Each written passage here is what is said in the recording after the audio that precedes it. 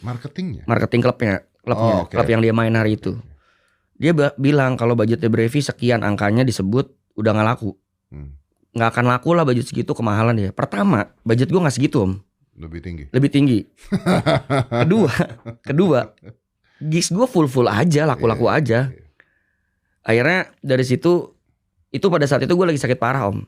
Lagi ada lower back pain gitu lah dulu. Jadi gue konsumsi obat untuk painkiller gitu-gitu. Itu gue lagi ngantuk dan beler banget under substance. Gue nelfon dia. Nelfon siapa? Si Mr. P. Gue DM dia. Dan gue minta nomor HP-nya. Gue bilang gue mau ngobrol dong, gue mau nanya sesuatu. Konteksnya ngobrol. Gue gak marah-marah, gak apa. Gue konteksnya ngobrol doang. Karena gue gak punya energi juga buat marah om. Lagi sakit gue itu. Gue nanya, kita gak kenal kan bro? Iya gak kenal kok, dia bilang. Terus kenapa lu bahas-bahas budget gue ke orang lain yang gue juga yang bahkan lu gak tahu orangnya ya? Kalau ya if I were you, gue ditanya budgetnya, misalnya ditanya budget lu,